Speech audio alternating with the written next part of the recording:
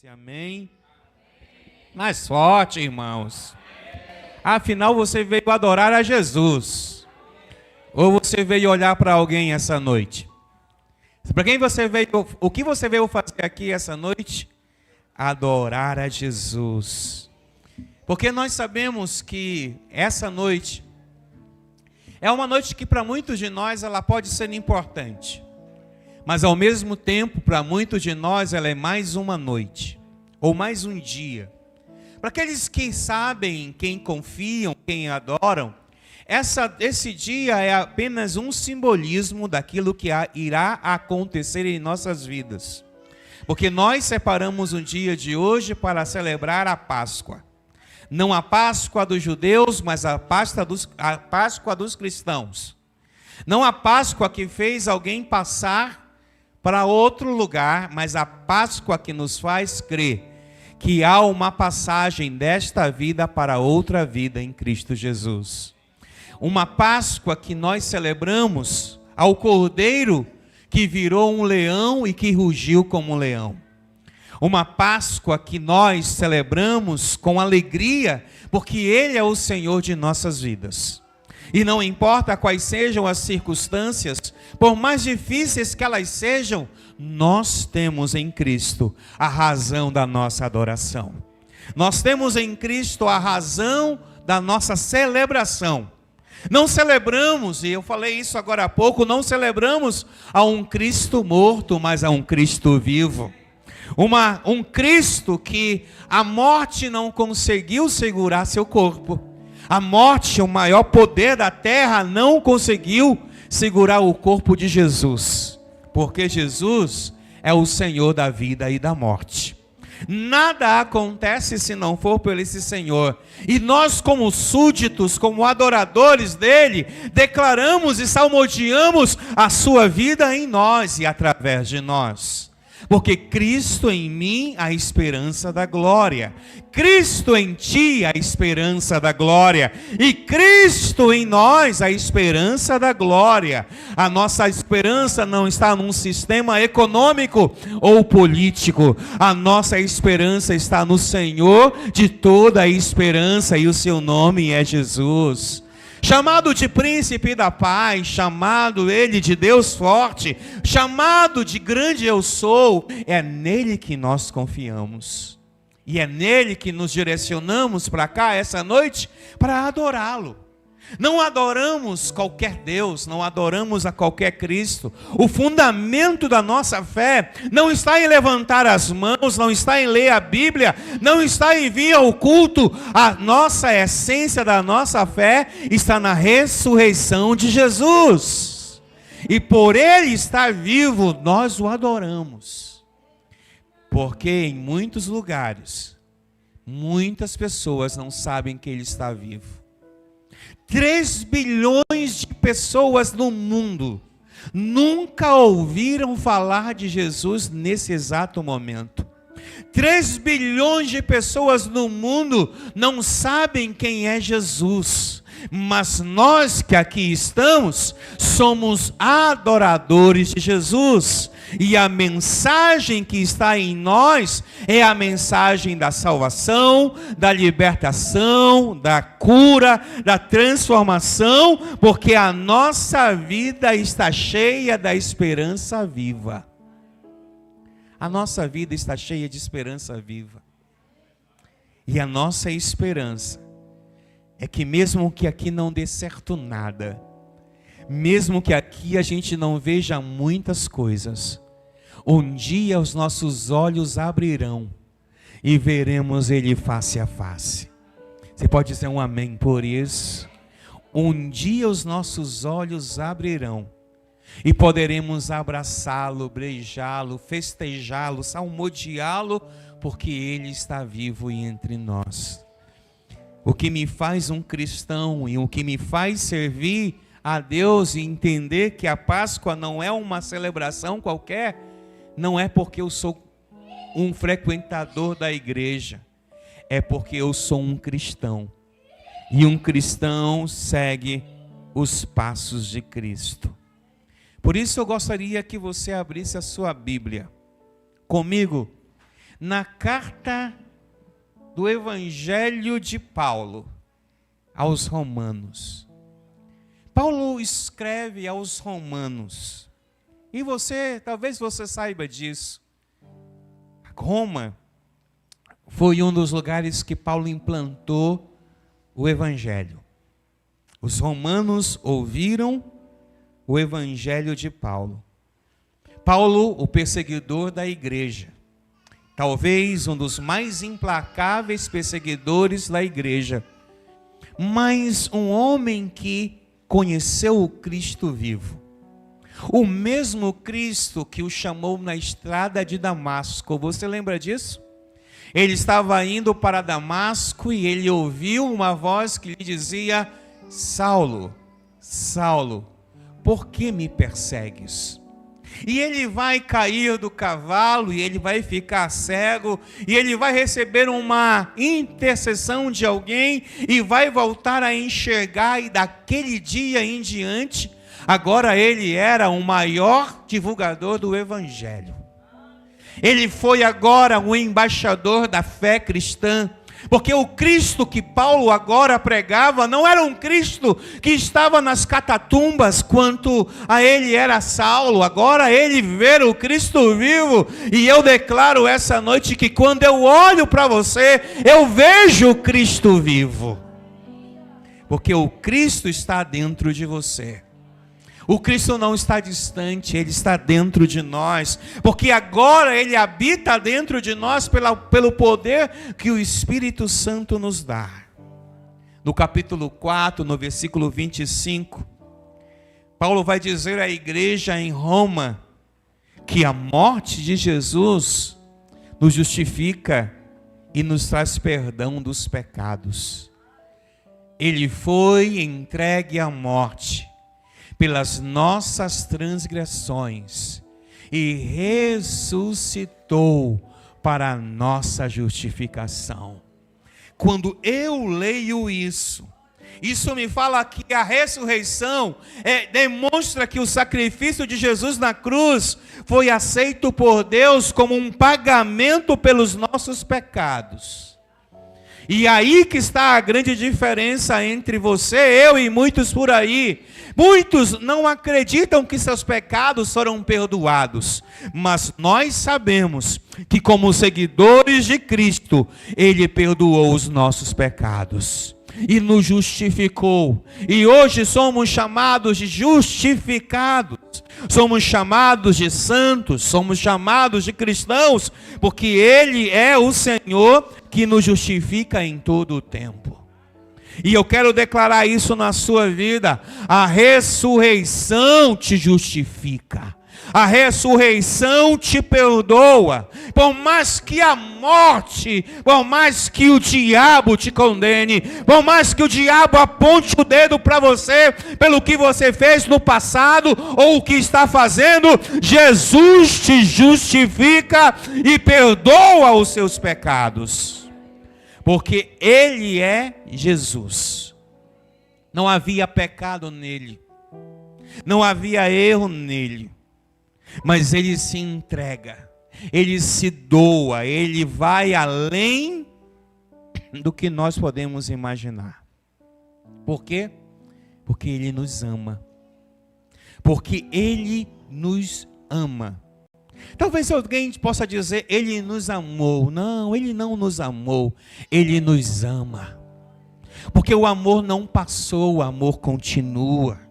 O amor é presente, o amor é real, o amor é poderoso, o amor cura, o amor transforma, o amor levanta, o amor abençoa, o amor que Cristo derramou por nós e está dentro de nós ainda nos ativa para sermos pessoas que creem na sua presença. Quando nós lemos a primeira carta de Paulo, no capítulo 15 aos Coríntios, primeira carta de Paulo aos Coríntios, capítulo 15, verso 20. Nós temos a certeza da vitória sobre a morte. A ressurreição de Cristo é a prova definitiva que a morte não tem a última palavra. Sabe, uma das coisas mais interessantes quando Paulo escreve aos Coríntios, ele diz: contudo, de fato, Cristo ressuscitou dentre os mortos, sendo ele as primícias entre aqueles que dormiam, ou aqueles que dormirão, ou aqueles que já dormem. Cristo é o princípio da ressurreição. E nós, como adoradores e súditos desse Cristo, podemos dizer hoje bem alto e bradando bem alto: a vitória sobre a morte é real. Aqueles que estavam condenados à morte eterna, hoje têm a possibilidade de poder dizer: eu não vou mais ir para o inferno, eu vou morrer eternamente, porque agora eu tenho vida, e vida em Cristo, o primogênito de toda a ressurreição. Cristo é as primícias do que dormem, garantido àqueles que nele creem também a ressurreição.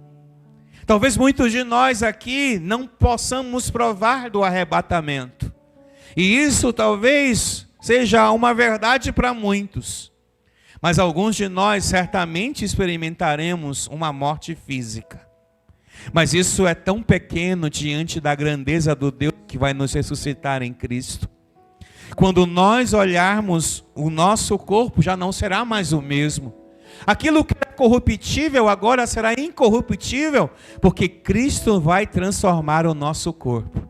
Aonde havia doenças, não vai mais haver doenças. Aonde havia dor, não haverá mais dor. Aonde havia tristeza, não haverá mais tristeza, porque nós teremos agora nosso corpo transformado em Cristo Jesus. E a ressurreição deve ser a nossa esperança. A ressurreição deve ser a tua esperança. Se eu disse anteriormente e vou repetir agora, não importa se nada aqui der certo, e se nada der certo, nós temos a esperança de estar presente a presença do Senhor num dia, porque a presença do Senhor é o que nos faz ser um cristão. O que faz ser um cristão não é uma casa que a gente vai ter, não é um carro que teremos, ou roupa que vestiremos, não. O que nos faz ser um cristão é a esperança de um dia poder estar na sua presença. De um dia poder olhar e dizer: valeu a pena. Valeu a pena o meu sofrimento, valeu a pena as minhas dores, valeu a pena algumas coisas que parecia que não valeriam a pena na jornada, mas eu quero dizer a você que tudo vai valer a pena, porque você não adora um Cristo qualquer, você adora um Cristo vivo. Por isso, 1 Pedro capítulo 1, versículo 3, Pedro nos fala da nova vida e a esperança viva. Sabe, a ressurreição inaugura uma nova criação e oferece aos crentes uma esperança viva. Olha o que diz: bendito seja o Deus e Pai do nosso Senhor Jesus Cristo. Conforme a sua grande misericórdia, Ele nos regenerou para uma esperança viva, por meio da ressurreição de Jesus, Cristo dentre os mortos. A esperança viva. A esperança que não pode ser apenas uma canção, mas que precisa ser o brado de um coração. O coração precisa bradar esse momento, o coração precisa estabelecer esse momento como um momento de alegria. Afinal de contas, Jesus nos deu essa ressurreição. E eu quero declarar isso na sua vida, que essa ressurreição te dará esperança. Sabe, eu sei, os dias estão difíceis, estão complicados, estão totalmente fora dos eixos. O que é certo tornou-se errado, o que é errado tornou-se certo. Existem umas coisas que acontecem hoje dentro da noiva, mas eu quero dizer que a verdadeira noiva não olha para o que está acontecendo como escândalos. A verdadeira noiva olha para Jesus. E ao olhar para Jesus, ela sabe que dentro da eclésia ou da eclésia, ela encontrará muitas coisas que irão às vezes chatear, preocupar. Mas a verdadeira igreja, ela olha para o alto, à espera que o Senhor venha buscá-la. A verdadeira igreja, ela olha para dentro de si e vai dizer: eu creio no Senhor, e eu creio no seu poder, e eu creio na sua presença, e eu creio na sua esperança. Porque essa esperança não se limita a esta vida. Esta vida passará. Você sabe disso, não é? Essa sua vida vai passar, seja daqui a uma semana, daqui a um ano, daqui a 5 anos. Não sabemos exatamente qual é o prazo de validade que temos. Por isso vivemos hoje à espera de um milagre, e esse milagre já aconteceu, que é a nossa salvação. Crentes que são crentes não olham para o futuro alarmados. Crentes que são crentes olham para a cruz e dizem: obrigado, Senhor, porque o meu nome está escrito no livro da vida. Obrigado, Senhor, porque se esse mundo hoje acabar, terminar, se a minha esperança neste mundo findar, eu tenho uma esperança que está em Ti, Senhor. E essa esperança me dá uma visão eterna com Deus, transformando a minha vida em um seguidor, ou uma vida que segue a Cristo, tanto no presente como no futuro. Quando nós olhamos para o nosso passado, não é? Quantos podem olhar para o seu passado e no seu passado encontrar tantas coisas ruins e erradas? E de repente hoje estamos aqui limpos, cheirosos, lavados pelo sangue do Cordeiro. Estamos aqui hoje vivendo e adorando a Ele, porque Ele nos resgatou. E aí nós precisamos ser igual aquelas mulheres que saem a visitar seu corpo no túmulo. Elas saem para visitá-lo, para saber se estava tudo certo. Quando elas chegam lá, elas se deparam com um anjo. E o anjo diz: aonde vocês estão indo? O que vocês estão fazendo? E elas dizem ao anjo: nós estamos indo ver Jesus. Por que vocês procuram entre os mortos aquele que está vivo? Por que vocês estão procurando aquele que está vivo? Porque aquele que está vivo em nós. Aquele anjo estava dizendo àquelas mulheres todas: voltem e digam que ele não está mais morto, ele está vivo. Porque a promessa profética é que ele se entregaria, mas a promessa profética diz que ele se levantaria dentre os mortos. Agora não mais como um cordeiro que foi imolado na cruz, mas agora como um leão que ruge, porque o seu poder vai se manifestar através da igreja. E todas as vezes que aquele leão ruge, você ruge com aquele leão. Todas as vezes que aquele leão declara algo, você declara algo na sua vida, porque você foi salvo e é salvo para manifestar a glória desse Jesus. Seu Jesus não está morto, seu Jesus está vivo. E por estar vivo, você é o portador de uma nova esperança. Você é portador da esperança, da cura, da libertação, da transformação, porque Ele não está lá na cruz, Ele não está somente no céu, Ele está dentro de nós. E todas as vezes que abrimos a nossa boca, o leão ruge, porque o leão está dentro de nós. Toda vez que nós oramos por alguém, o leão ruge.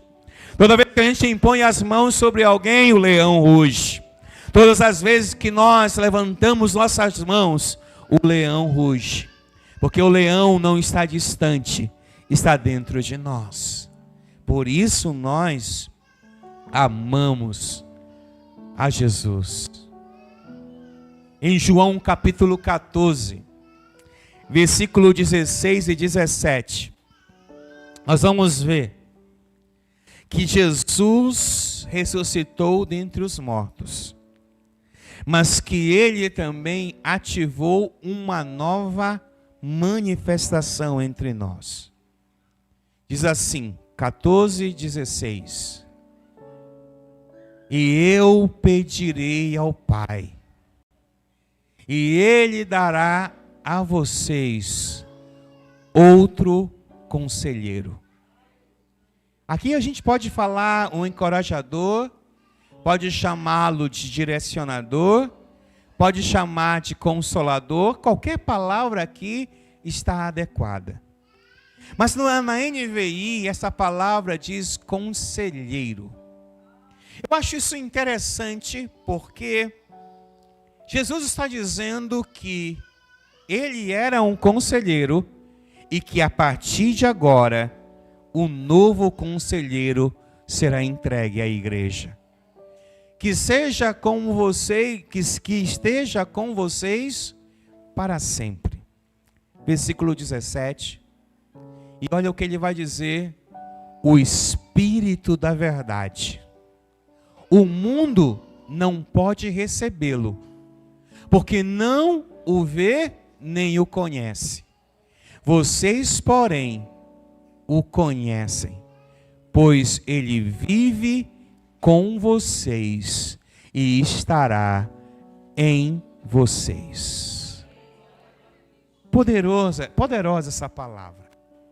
Essa palavra me fala a algum crente aqui essa noite. Há algum crente aqui essa noite? Há algum cristão aqui esta noite? Então o Espírito vai te capacitar. Eu acho interessante porque a Bíblia diz que o Espírito que ressuscitou Jesus dentre os mortos não está vagando pela terra somente, não está sem era nem beira, não. O Espírito que está sobre a terra está ataviando a igreja para encontrar o seu noivo. E esse ataviar é preparar, é separar, é santificar essa noiva para que veja o noivo em seu tempo. E eu quero dizer que muitos de nós que estamos aqui, não só estamos sendo separados, preparados, santificados pelo Espírito Santo para ver Jesus nos céus. Aqui nesta terra, aonde o seu pé está pisando, também vai te fazer ver Jesus. O Espírito Santo vai também te fazer ver Jesus. Ou você não quer ver Jesus? Ou você não quer ouvir Jesus? Alguém me perguntou esses dias, porque como crente é tão difícil ouvir e ver Jesus? Eu disse simples. É porque você ainda não está conectado com o Espírito Santo. Porque o Espírito Santo sonda as coisas profundas de Deus. O Espírito Santo traz e revela à igreja o que o Deus que levantou Jesus através do Espírito Santo quer com a igreja. Ora, a igreja tem um cabeça. Ora, a igreja tem um Senhor. O Senhor não é o Marcelo, não é a Cristiane, não é o Rubens ou nem a Vívia. O Senhor é Jesus. A igreja tem um cabeça e ela precisa entender que o cabeça, que é Cristo, precisa ser governado, mas é a cabeça, é o cérebro que manda todas as sinapses para o corpo e o corpo responde o que a cabeça quer. Então eu vou dizer uma coisa para você, você é o corpo de Cristo. Então você precisa responder o que a cabeça que é Cristo quer para a sua noiva. E eu abençoo a sua vida essa noite e digo a você que você é aquilo que o texto acabou de falar. Você não é apenas alguém que Cristo está, mas é alguém que Cristo age através de você. Eu profetizo essa noite o agir de Deus em Cristo na sua vida. Eu declaro em nome de Jesus que você será um instrumento como Cristo foi na terra. E Ele afirmou que muitos de nós que estamos aqui faríamos coisas maiores do que Ele fez. O problema é que a religião, a falta de conexão com o Senhor nos limita. A religião, a falta de conexão nos bloqueia. E se nos bloqueia, não podemos sentir as vibrações desse Espírito. Eu não sei se você já se perguntou, e eu me pergunto isso. Senhor, o que está faltando em mim? Senhor, por que não está acontecendo isso ou aquilo outro? Já que o Senhor disse que nós seríamos correspondentes do Senhor na terra. O Senhor não falou das quatro paredes. O Senhor não falou dos bancos ou dos instrumentos. Ele falou das pedras vivas que somos nós. Ele falou daquilo que nós podemos e devemos fazer. Por isso, quando hoje celebramos a ressurreição de Jesus, estamos bradando em alta voz: usa-me, Senhor. Usa-me como o Senhor foi ousado e usado no tempo passado. Usa-me, Senhor, para curar. Usa-me, Senhor, para libertar. Usa-me, Senhor, para transformar. Usa-me, Senhor. Usa-me, usa-me, usa-me. Usa-me porque a promessa foi dada que nós seríamos usados. Por isso, quando nós celebramos a ceia, nós estamos reatando a promessa. Porque quando fazemos e celebramos a ceia, nós estamos reavendo novamente a promessa. E a promessa é chamada de uma nova aliança. E essa nova aliança não está ligada ao sangue de um bode, mas ligada ao sangue do Cordeiro, imaculado, que foi à cruz e derramou o seu sangue sobre a terra. E esse sangue hoje me dá livre acesso a entrar na presença de Deus. A Bíblia diz que quando ele estava morrendo ali na cruz, ou quando ele expirou a última vez ali na cruz, o véu do templo se rasgou. E foi uma banda para um lado, outra para outro, e agora o novo e vivo caminho estava livre. Hoje nós estamos aqui, e não estamos aqui por qualquer coisa, nós estamos aqui porque Ele nos garantiu a nossa presença aqui hoje. Ele nos garante a presença porque Ele é o Senhor de todas as coisas. Por isso, João capítulo 1, versículo 12, tem uma informação e revelação importante. A ressurreição de Cristo oferece aos seus seguidores uma nova identidade como filhos de Deus. Contudo, aos que receberam, aos que creem em seu nome, deu-lhes a autoridade de se tornarem filhos de Deus. Conta a história que um assassino matou um jovem na faixa de 30 anos. Esse jovem foi morto, foi capturado, foi julgado pelo juiz que ele tinha assassinado o filho. Esse juiz viu o filho sendo morto e agora estava diante daquele que o matou. Aconteceu o julgamento. Aquele homem foi absolvido. E quando ele foi absolvido, aquele juiz disse: venha morar comigo. Talvez essa história pareça ser incrivelmente distante de muitos de nós. Você sabia que foi isso que nós fizemos com Deus?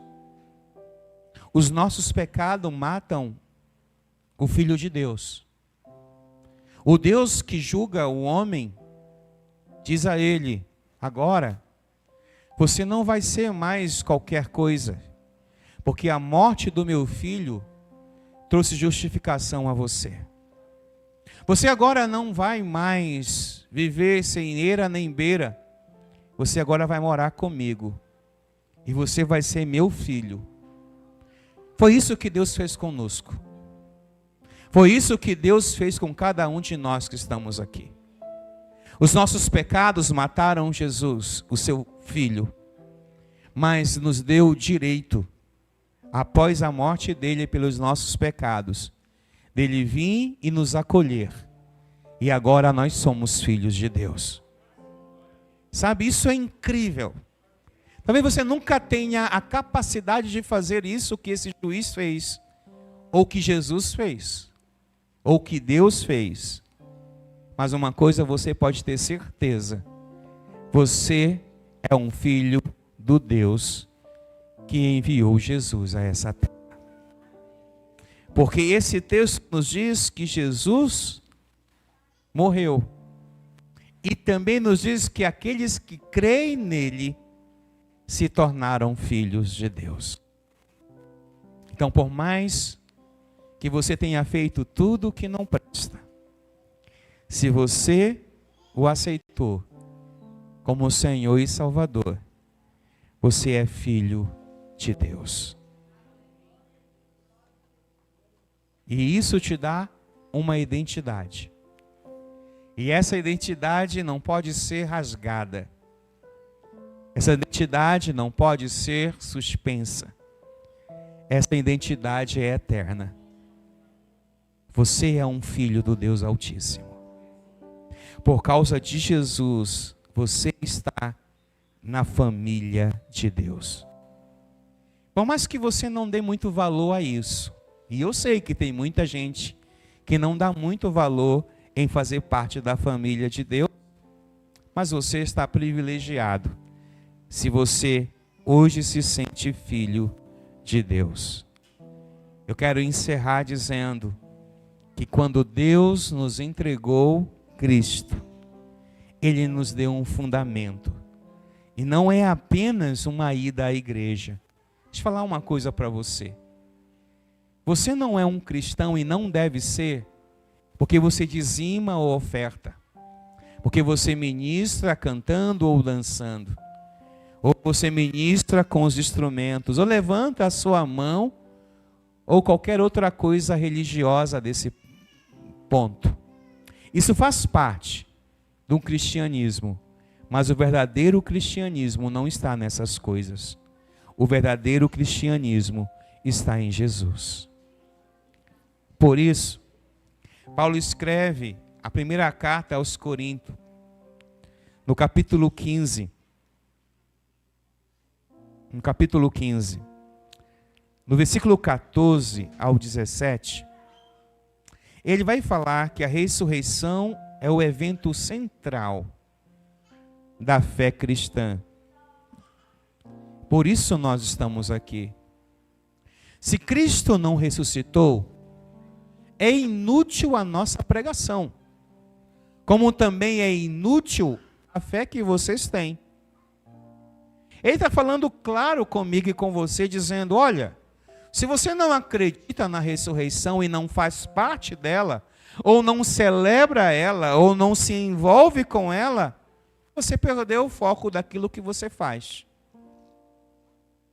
Paulo é duro, e precisa ser duro, porque a igreja em Corinto precisava ouvir isso.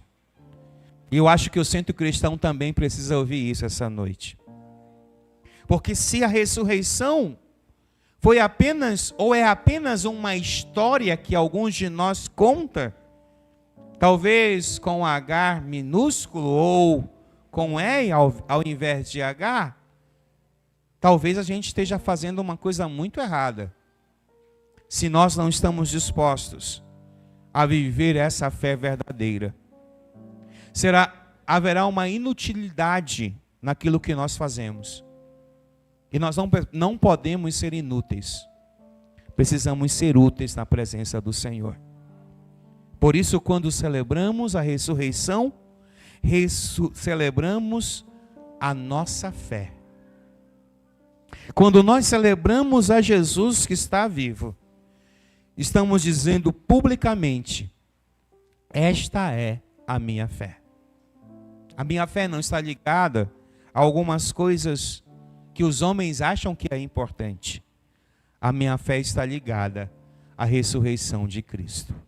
Versículo 15, por gentileza. Mais que isso, seremos considerados falsos testemunhas de Deus, pois pois contra ele testemunham muitos que são errados. Preste atenção no que ele está dizendo. Ele está dizendo aqui que existem pessoas que podem testemunhar erradamente de Jesus. Aí a minha pergunta é a você: quantos de nós estamos testemunhando erradamente dele? Quantos de nós estamos vivendo uma vida que não o agrada? Quantos de nós estamos vivendo uma vida que o decepciona? Quantos de nós estamos sendo uma testemunha negativa daquilo que ele fez?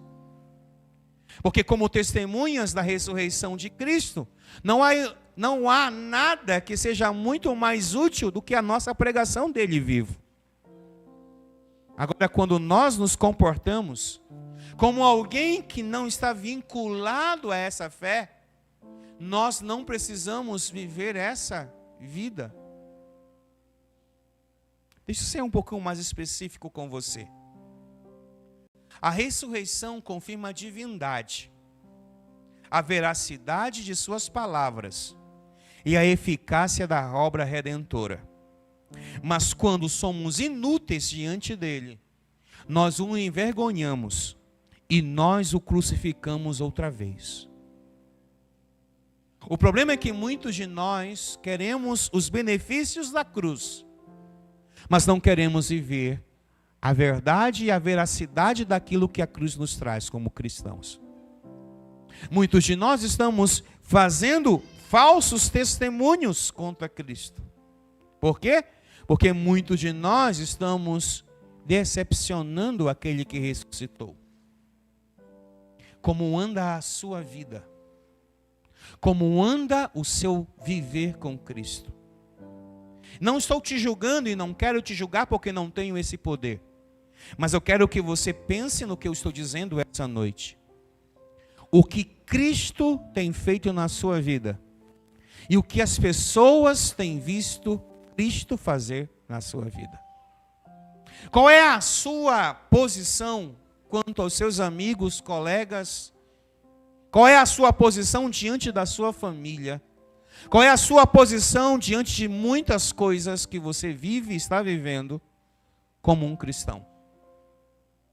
A ressurreição não pode ser uma história para boi dormir. A ressurreição deve ser a verdade que proclamamos todos os dias. E a verdade que proclamamos não começa no outro, começa em nós. A verdade que proclamamos não está vinculado ao irmão que deixou de fazer ou não fez tal coisa, não. Está vinculado a nós que deixamos de fazer tal coisa. Não nos tornemos julgadores de outros, tornemos julgadores de nós mesmos. Olhemos para nós e vejamos o quanto nós estamos distantes de um verdadeiro cristianismo nos dias de hoje. Disse e repito o que eu falei na sexta-feira aqui. É muito fácil hoje as pessoas buscarem para si suas vontades, seus desejos. Difícil mesmo é buscar o desejo e a vontade de Deus. Quando nos corrompemos com coisas pequenas, nos corrompemos com coisas que às vezes são passageiras e transitórias em nossas vidas, mas não estamos nos constrangendo com aquilo que estamos fazendo com o próprio Cristo. Porque se você mente, se você enrola, se você rouba, se você fala mal, se você faz um monte de coisa que está indo contra o Cristo ressuscitado, você está crucificando a Ele novamente. E aí tem um problema. O problema é que Cristo em ti não vai ser a esperança da glória, enquanto nós não nos deixarmos nos converter por esse Cristo. A ressurreição não deve ser uma balela da igreja. A ressurreição deve ser um resumo de tudo aquilo que acreditamos. Bater no peito fortemente e dizer: eu sou um cristão. Bater no peito fortemente e dizer: o leão ruge através de mim. Bater no peito e dizer: eu não me corrompo, eu vivo o Evangelho. E o Evangelho é o poder de Deus que transforma um homem de pecador a um santo e a um homem que serve ao Senhor com seu coração. Não podemos esquecer que todas as vezes que aqui falamos da ressurreição, também teremos nela o julgamento de nossas vidas. O Senhor nos julgará. E quando nos julgar, Ele avaliará quais são as nossas produções. Se produzimos ouro, se produzimos prata, ou se produzimos bronze, ou se produzimos feno, madeira. Porque se isso não tiver verdade, não adianta servir ao Senhor. E que o Espírito do Senhor, da ressurreição, traga sobre nós um temor. Que traga sobre você temor, não medo, não se amedronte. Como eu falei anteriormente, volto a salientar, crente que é crente não tem medo de arrebatamento ou do fim do mundo. Crente que é crente está dizendo, Maranata, ó vem Senhor Jesus, porque esse Maranata, ó vem Senhor Jesus, está dizendo, eu quero subir, e eu vou subir, e eu vou estar diante do Senhor. Esse evangelho não pode ser corrompido. O evangelho não pode ser corrompido. Você pode ter seu achismo. Você pode dizer, eu acho, e é seu direito achar o que você quiser. Mas não é seu direito, em nenhum momento, manipular a palavra de Deus. Não é seu direito inventar o que não está na palavra. Não é seu direito dizer que eu posso viver um evangelho de qualquer jeito. Porque você não pode. Você vai viver de qualquer jeito, qualquer outra coisa, menos o evangelho de Jesus. Porque o evangelho de Jesus vai te pedir renúncia. Porque o evangelho de Jesus vai te pedir entrega. Porque o evangelho de Jesus vai te pedir doação. E eu fico pensando hoje, e com um temor no meu coração, se Ele viesse buscar a nós, quantos de nós estaríamos aptos a subir? Eu estava também falando na sexta-feira sobre aquilo que a Bíblia chama de moças ou noivas inércias ou nécias, prudentes e não prudentes. E eu quero salientar o que eu falei na última sexta-feira, e eu vou dizer uma coisa para você, e eu quero que você entenda isso. O noivo vem. A segunda vinda do noivo será real. Por mais que você ache em algum momento que isso está distante, e isso me amedronta quando nós estamos com a expectativa de uma distância da volta de Jesus. Porque todas as vezes que nós colocamos isso em nosso coração, nós estamos nos distanciando da verdadeira razão de estarmos aqui. Porque achamos que vai demorar, então nós nos deixamos levar pelas circunstâncias da vida. Mas a Bíblia diz que o noivo vai voltar.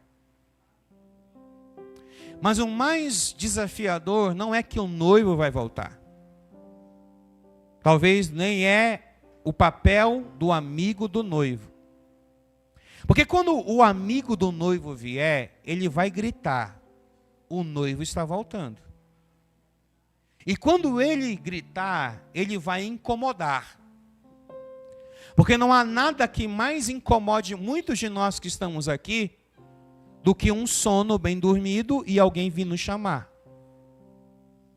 Quando a gente está ali, no sono das 3 da manhã, ou das 4 da manhã, quando alguém nos incomoda nos acordando.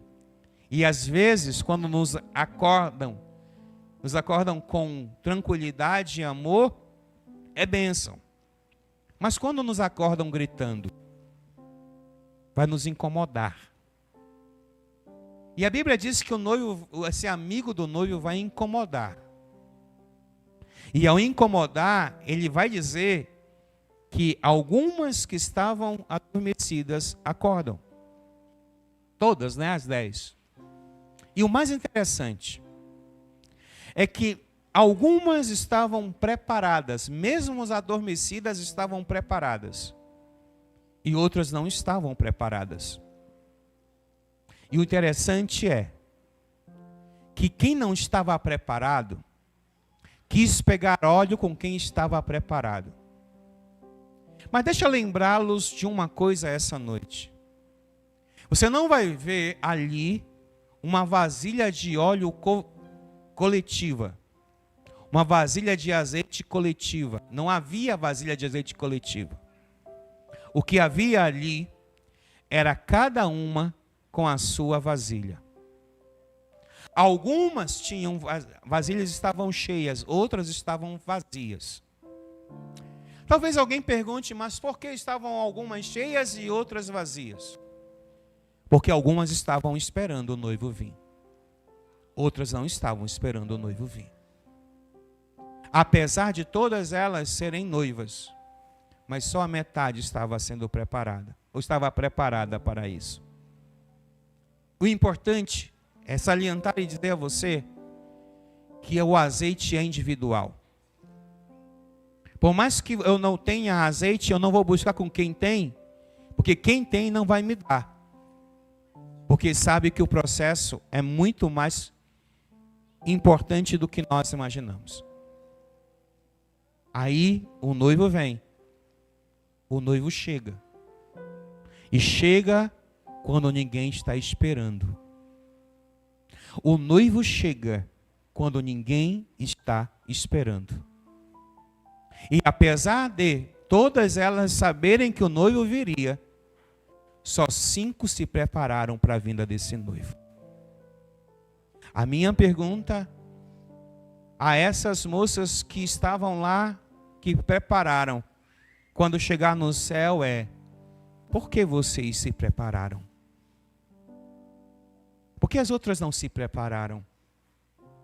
Porque talvez a mensagem da ressurreição não fosse uma verdade para muitas delas. Apesar disso ser uma parábola, Jesus está querendo nos dizer uma coisa importante. Preparem-se. Prepare-se, porque você não sabe a hora que o noivo virá. E você precisa ter seu azeite. Porque esse azeite eu não vou dar para minha esposa, eu não vou dar para os meus filhos, para ninguém. É o meu azeite. Como anda o seu azeite? Como anda a sua espera pelo noivo? Como anda a sua preparação para ver o noivo? E o mais incrível, o noivo chega. E o noivo leva quem estava preparado. Porque só as outras vão em busca de azeite, onde não havia mais tempo para buscar. Como seu pastor, eu lhe alerto: o noivo está voltando. E o noivo vai voltar, porque ele morreu e ressuscitou e vem buscar a sua noiva. Agora, como a noiva está esperando o noivo? Como você tem esperado a volta do teu Senhor? Como você tem dito ao teu Senhor: venha, eu estou preparado. Por mais que eu viva uma luta, por mais que eu viva estresse em cima de estresse, eu estou preparado. Porque se você não entender isso, você vai perder. E depois, a Bíblia diz que o noivo entrou e que as prudentes entraram e as que ficaram de fora não puderam entrar. O Senhor está voltando. E nós não celebramos a ceia simplesmente por celebrar. Nós celebramos porque nós estamos dizendo: Maranata, ora vem, Senhor Jesus. Nós celebramos porque entendemos que esse é um processo que não pode ser revogado. E eu estou te advertindo hoje como seu pastor: não esteja despreparado, porque Ele está voltando. Não esteja despreparado, porque celebramos a morte, a ressurreição, mas ele diz: eu vou para a casa do meu pai, vou preparar a morada, mas um dia eu voltarei para buscar a minha noiva. Agora é uma decisão sua, não é minha. As minhas decisões eu arco com elas.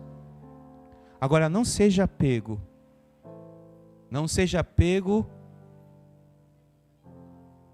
desprevenido. Porque se você soubesse quando você vai ser assaltado, você evitaria o assalto. Assim como um raio que sai do Oriente, que se mostra no Ocidente, assim há de ser a volta do Cristo ressuscitado. Assim há de ser a vinda do Senhor. Por isso o meu cristianismo não está naquilo que eu posso ter, está naquilo que Ele fez por mim na cruz, escrevendo o meu nome no livro da vida e lutando para que esse nome não seja tirado ou apagado. Agora é a sua decisão. Você entende isso essa noite? Não pregamos Cristo morto, mas um Cristo que virá. E é isso que nos fundamenta a fé. Eu queria te convidar a ficar de pé, por favor.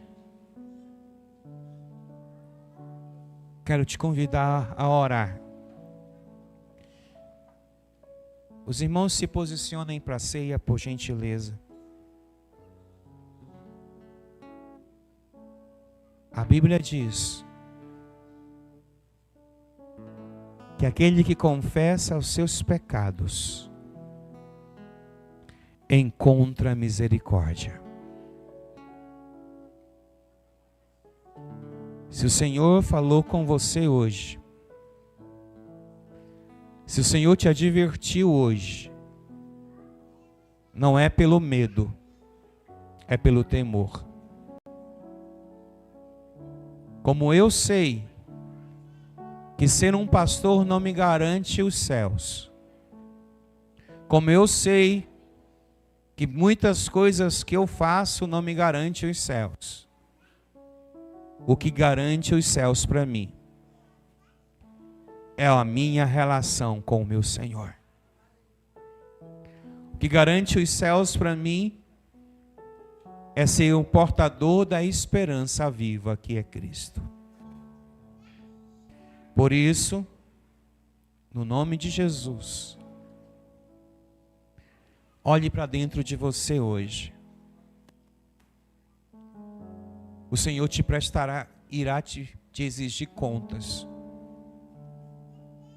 Ouça o que eu estou te dizendo. Você pode enganar todo mundo, mas não engana a Jesus.